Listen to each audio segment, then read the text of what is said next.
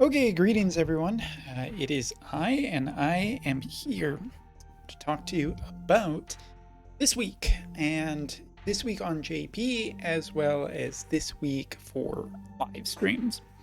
So let's start off with the live stream news. First off, I don't know how to say this. I'm just really worn down right now. A lot of stuff is actually just um, proving to be a little bit more difficult for me. So I'm just not doing any streams till Friday this week, and a big reason is because one, I don't really want to. I'm kind of excited for Resident Evil 4 remake. I'm not so excited for. I kind of just am going to say right now that even with the Wotv update and everything this week, I'm just not going to do live streams because lower viewership as well as just a feeling of me putting a lot of energy into stuff. I'm just going to take the week off, sort of thing. And there's really not too terribly much else to talk about.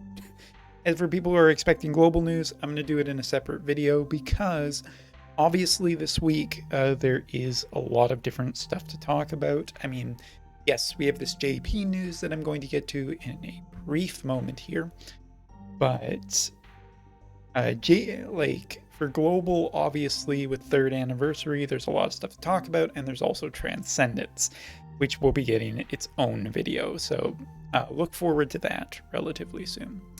All right, so with that out of the way, 2 minutes in, not bad. Let's talk about this. But again, no live streams this week till Friday when we'll be playing Resident Evil 4. All right, so this week on JP should be a relatively minor week. I would imagine that we're going to see a live stream announcement the following week, but not too terribly much. This should be an incredibly long stretch for JP because JP's update this week is going to be happening on the 23rd, which is a Thursday. And that's because the big next update after that, the next character update, will be April 1st. Insert April Fool's joke. It's going to be Rafu almost 10 out of 10, 100% likely, which means that this update is probably not going to be very substantial, but will be quite boring for most JP players, as there's just really not much to do. So here's the next wave battle. The next wave battle will consist of a book or tome and a staff. The wizard rod, I do believe I had it posted somewhere here. Yeah, wizard rod, but it's a staff. Sure, why not? Rods and staff, same thing, right? And the other thing, I don't think I saw the name of the actual book, but either way, the Tome of Doom and Skeletony Gloom. Sure, why not? Yeah, the big thing here is that this new wave battle will be coming out. This will be the third wave, and hopefully it's interesting. Not too much else to say. Next up, we've seen one of these before with Lamega and Moraga, but now our next two are getting their 140, or I guess I can actually just say it now. Transcendence. Sure, why not?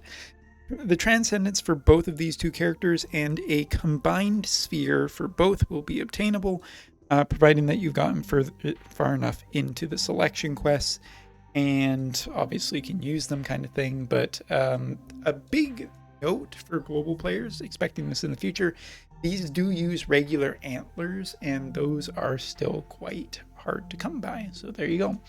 And now the big news is the new vision card. Now this is going to be Howlett's vision card. As you can see, hey, for once in a blue moon, what feels like recently, hey, the actual character who's it's made for is on the front cover. And yeah, this is looking to be a great VC. Works for the Red Mage sword class as well as Katana. as well as glove and book, from what I've seen. So this is a very good VC for a couple of different elements that I want to talk about in a second, but Magic Human Killer is the big thing here. That is going to be the major first component. Second up is Spirit Up. And last but not least, some resistance as well. So, sorry, bestowed effects going down real quick. We have magic attack up, and I do believe that is slash attack, but